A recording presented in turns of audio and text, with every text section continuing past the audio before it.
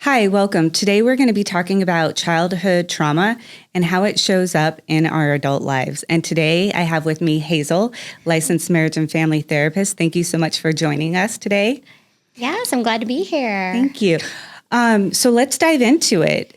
Trauma. How does it show up in our adult lives? Okay, so there are these, they're called adverse childhood experiences. They're called ACEs, and there's 3 categories. These are experience that you had in childhood. And so the first one is abuse. So physical, sexual, emotional abuse. And then category 2 is neglect. So it's not getting everything that you need to thrive, or things is your parent giving you like the silent treatment when they didn't like what you did. And then the last is household dysfunction. Right. So like divorce, if anybody suffers from mental illness or substance abuse in the family, is divorce. And so if you've experienced any of that and you didn't have anybody to process that experience with, that gets stored in your body. And then eventually when you become an adult, these things affect you.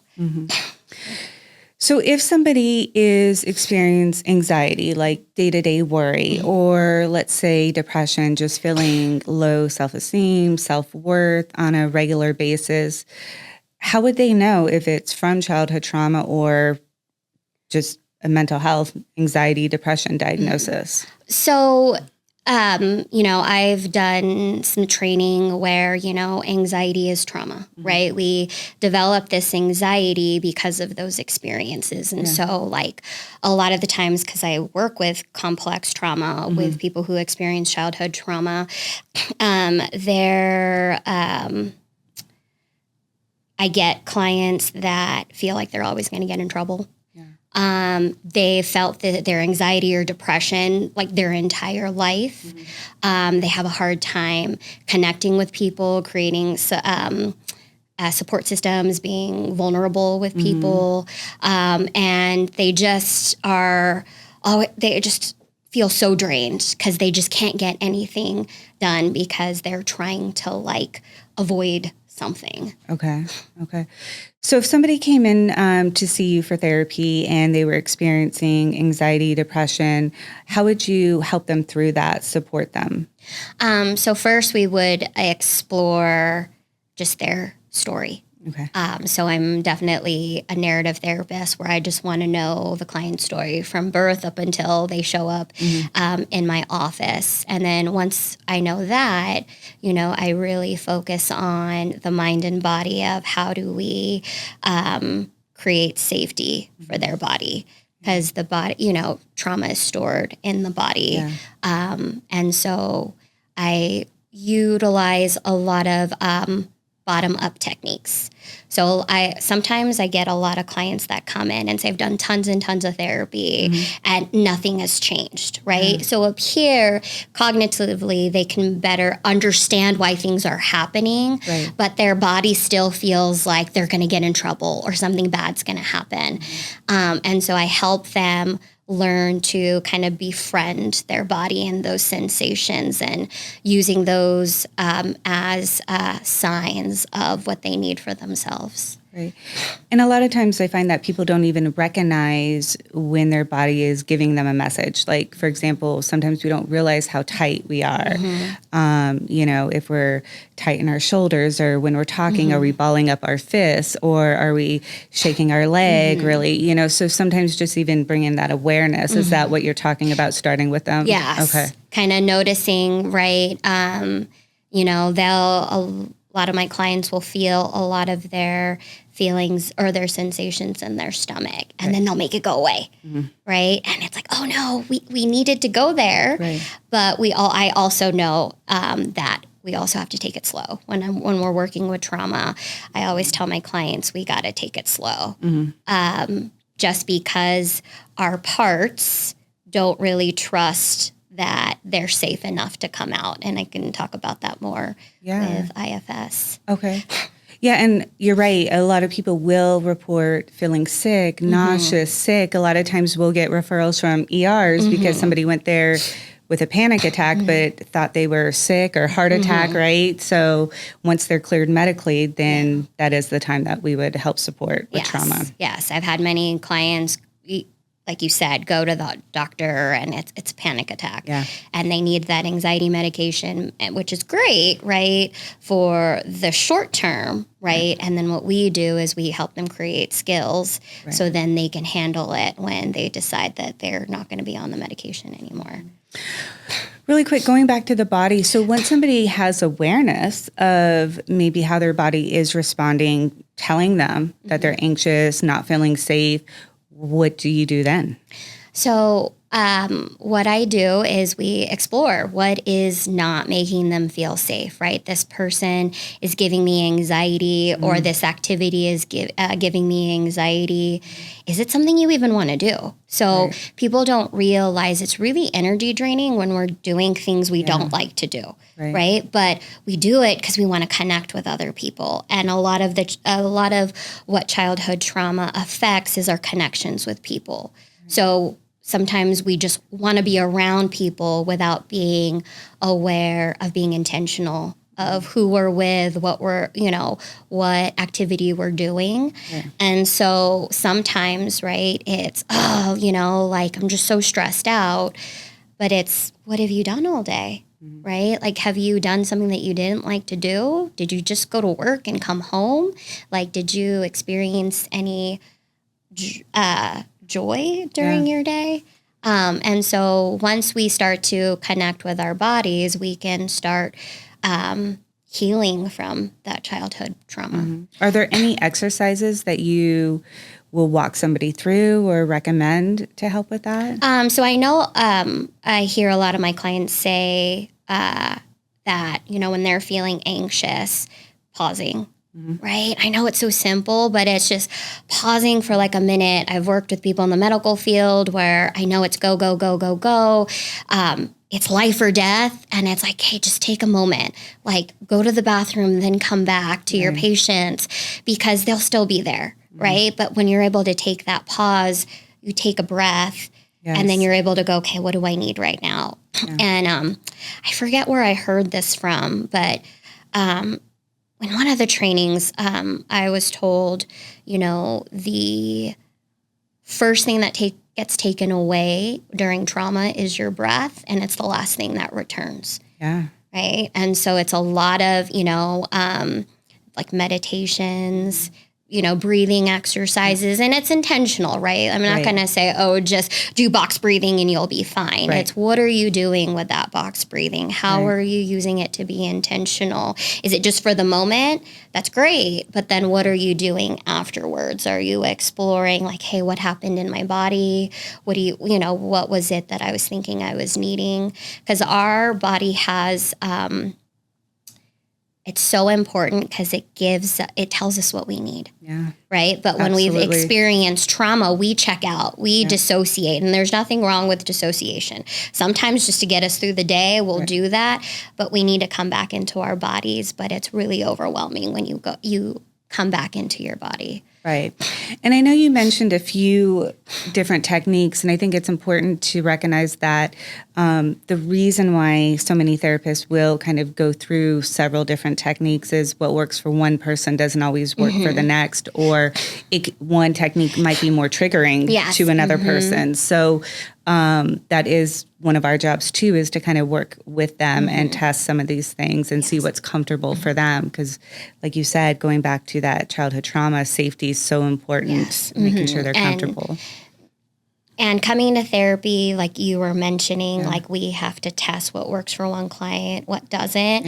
And so, I always tell my clients, like, I might not be the best therapist for you, or what I'm doing might not be what you need, right? So let's explore that.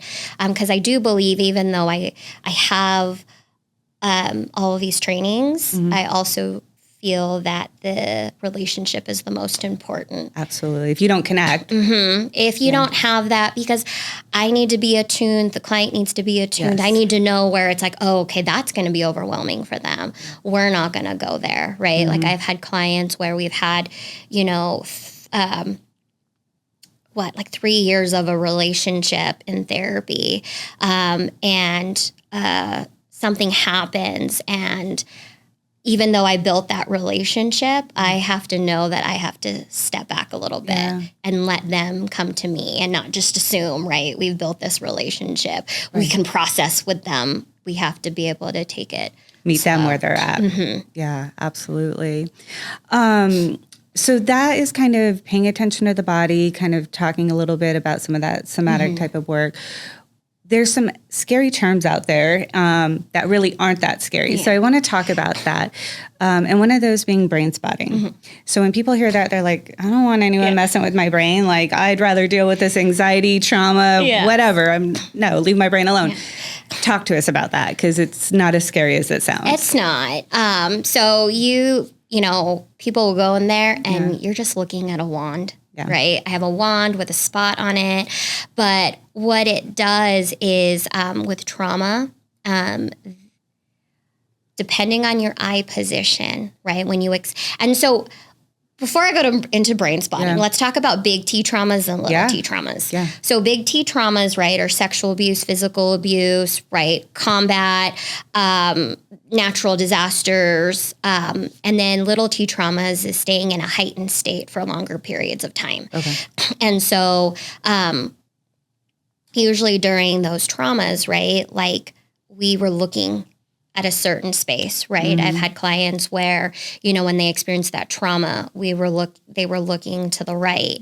And so usually when they're looking at my wand, my pointer, that's where we're processing their trauma. And so with the retina, you know, it's actually when we were embryos, it developed, it was created by the same tissues our brain was developed in, right? And so it gives us information. And so it tells us, even before we know it, like what happened, right? When somebody scares you and you didn't even know what happened yet, because it already scans to make sure that we're safe. And so with brain spotting, when you're looking at this spot, right, it finds an eye position that opens a portal for you to process your trauma. And it processes it somatically.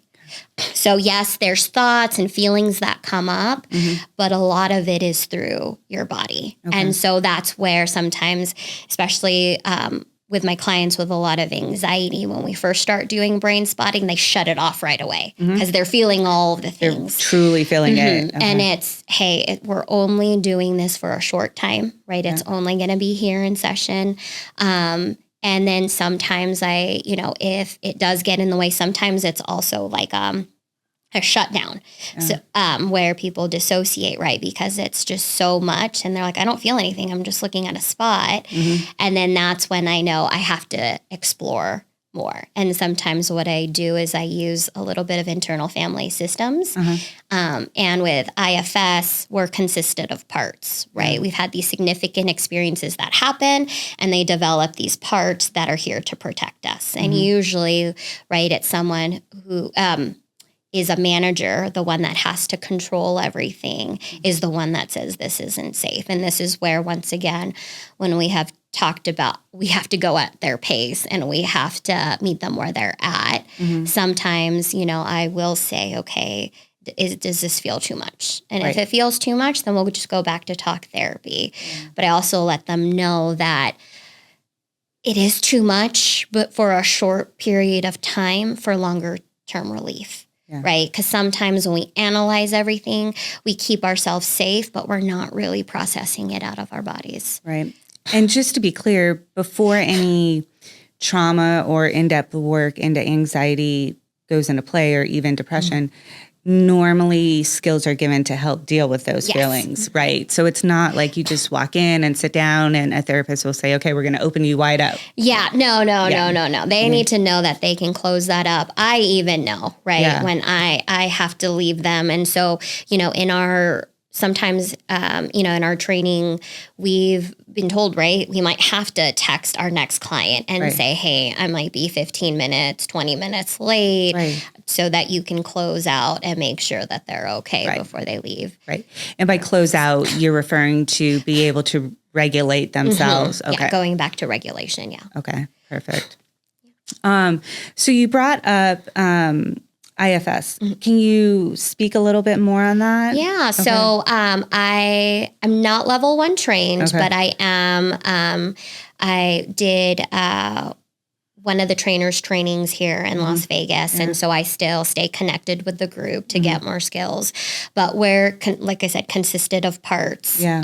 And they develop to protect us. And there are protectors, and one's a manager and one's a firefighter. Right. So the manager is the perfectionist, the one that has to make sure that everything's going to go according to plan. Yeah. And then the firefighters are usually reactive. Okay. And so what they do is they take turns kind of protecting us when what we want is to be our healthy adult self. Right. And so I don't know if you've ever heard of the example of the bus. Mm-hmm. Yeah. Yeah. And so what we want to do is have our healthy adult self driving the bus rather than our other parts. Right. But they're all important, right? We're not making them go away. They got you to where you are at today. And so we need them, but we want them to only work when they're needed. Right. Because they serve a purpose. So if we see a bear in the forest, we want those parts to be activated. Yes. But then we need to get off safely as well too. Yes. Yeah. And so that's sometimes right kind of coming back to regulation with like brain spotting. Right. If I feel like someone is stuck, that's probably where I'll go to so that they can explore that more and they're not leaving the office like, oh, what just happened? Right. Yeah. Right. So with the brain spotting, you mentioned big T, little t. Are there timelines for people? Like if they come in and they're like, I want this to go away, how quick can you make this disappear? Talk about that. So I always tell my clients, yes, I have a wand, but it's not a magic wand that it makes everything go away. Right. It's always going to show up, right? It's just not going to be as heightened anytime there's a transition. Right? Things from childhood are going to come up, right? Whether you move, change jobs, have a baby, right? Get into a relationship, divorce, anything that's a transition, old stuff is going to come up, right? And so there's no timeline where it goes away, but people start to feel relief that, okay, it doesn't feel like it's consuming me. I also use the term, and I don't know if you've heard this term or this example as well, like the Christmas tree, where we have all these ornaments and there's some really, really cool, pretty ones. Yeah. And then there's ones that you're like, that was gifted to me. It wasn't really that great. And so all of our experiences are like a Christmas ornament. And so we display everything front and center that are the pretty ones, but we still keep our, really hard stories too on the tree. They're still a part of us, but we don't let them take center stage. Right. Right. So with trauma, I want to go back because I know how I feel about it, but with these trainings that you spoke of and things like that, I often find that I get clients asking, I want this trauma to go away and never have it come up again. And most of the time I let them know it's not that it will never go away. It just won't have the same impact on you. Kind of going back to driving that bus, right? They won't be the ones driving, it can be a healthy version of you. Is that your experience? Yes. Okay. Yeah, I have that. I have that same experience. Okay. And I just think that's important because sometimes people just want it to go away like it never happened. And I think it's important to know it can be very manageable, something that you hardly ever comes up or thinks about, but it can be triggered. It can pop up. And then the hope is that when it does pop up, you're able to be like, okay, yes, that happened. I know how to handle this and I'm okay and able to move on. And it's those pauses, right? Oh, okay, that's happening. That's activating something. I remember where that's coming from. Okay, what do I want to do with it? Yeah. And people don't realize you can learn from these experiences. It's like, okay, that was really tough, right? Yeah. And I wish I never have to go through that again. Right. But I got through that, right? Which means this feels similar and I will have that again. Absolutely. And so it's, I know it's counterintuitive, but it feels like you can learn. There's a lesson. There's something to grow from there. Right. And a lot of times with trauma, I know this can sound hurtful or harsh for some people, but when there's something that you can learn or take or help others, you know, from your experiences, it is a lot easier to move forward and go on, you know. I see a lot of people when they're able to do that, that healing really take a hold at that point. Yes. Yeah. I'm such a grief therapist too, where I'm like, oh man, you can learn so much from it, right? If you would just feel sad. Yeah. Right? Feel disappointed, feel sad, because then you're going to be able to feel all of your other feelings. And I think that's a big part. A lot of times people do have fear about feeling their feelings. I can't tell you how many people I've come in and just said, I was driving and I just broke down crying and I don't know why. Like, because they've been stuffing and holding on, you know? So when people actually start to process and allow their feelings to be felt, you know, it doesn't have that hold on them anymore. Yeah. Is there anything else that you think is important for people to know about brain spotting or somatic therapy or any other form of therapy you might use to treat anxiety, trauma, depression? So I also do hypnotherapy. Okay, yeah. And so I know that causes people to feel scared because they're like, you're going to make me cluck like a chicken. I'm going to like wake up and not know what you just did to me. Right. Yeah. But there's a difference between hypnosis and hypnotherapy. Hypnosis, right? You're in a trance state and there's suggestions given to you. Yeah. In hypnotherapy, you know everything that's going on. Like I always tell my clients, like I've had a few clients where like, we've gone through it halfway and they're like, Hazel, this is just not for me. I was like, all right, we'll just do talk therapy. Yeah. I've had clients where it took us 3 sessions before we completed the whole thing. But typically in one session, clients can go through the whole process. But you know everything that's going on the whole time. Okay. So fully aware. Fully aware. Okay. You can hear everything and you're understanding everything that's going on. But what people don't understand is there's the conscious mind and the subconscious. Yeah. And so we spend most of our day in our conscious minds, but it's only 10%. So that's the one that analyzes, plans, the short-term memory. But 90% of our subconscious, right? That's where our long-term memory lies, our addictions, habits, but our creativity and our intuition all lie into.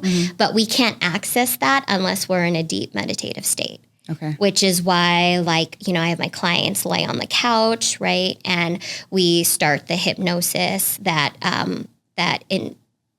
puts them in a trance state, like the inductions. Okay. And then there's a meditation, and then we're resourced Okay. during that time before we go into age regressions. Okay. And so this is where, like with childhood trauma, there might have been an experience that they never actually got to express. And here in that trance state, they can actually express it out loud and someone actually hear them and understand them, which is why, once again, the relationship with the therapist is really important for the client if any of these techniques are going to work.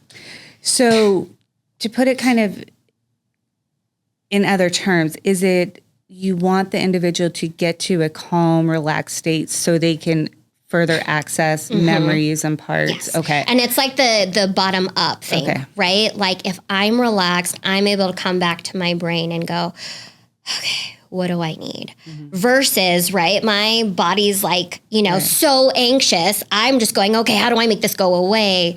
Versus what do I need to do? Right. So that this can be also sustainable. Right. Versus just being reactive and fixing whatever is happening in the moment. Right. So that through the hypnotherapy, that meditative state helps them get there. And then in that meditative state is where you would ask them questions, have them explore. So then we'll go to age regressions about the early, so like they say they had anxiety and they always feel it in their stomach. We will usually get to a time, right, in childhood where they felt that same way, right? Maybe it's their parents always argued, you know, and they had to wait until they were done arguing. And then that's how, you know, that's why they've come to me, because they avoid conflict, but then they're not getting any of their needs met. Right. Okay. And then how long would somebody do that type of therapy for? Okay, so hypnotherapy, I usually you could do a session or two, but that's just for some relief, some more information. It isn't okay. Now they know how to manage their anxiety. Right. Opening the doors in a sense. And typically, I think all of the techniques that I do is just opening the doors. And what I like about hypnotherapy, IFS, brain spotting, is they believe that the clients have the answers, right? It's not me going, okay, I prescribed this, this, and this, and then you'll be all better. Right. That they know what's the best for them. Yeah. So it's through their own exploration, their own awareness that they start to heal. Okay. Okay. Anything else that you think would be important for people to know? Yeah, I don't. Okay. Well, thank you so much for talking to us about childhood trauma, anxiety, depression. So if you are experiencing any of these, please check out some of these different modalities. And if they're right for you, find a therapist that match, as we talked about. Finding a connection, the right relationship's really important as well, too. And Hazel, once again, thank you so much. Thank you.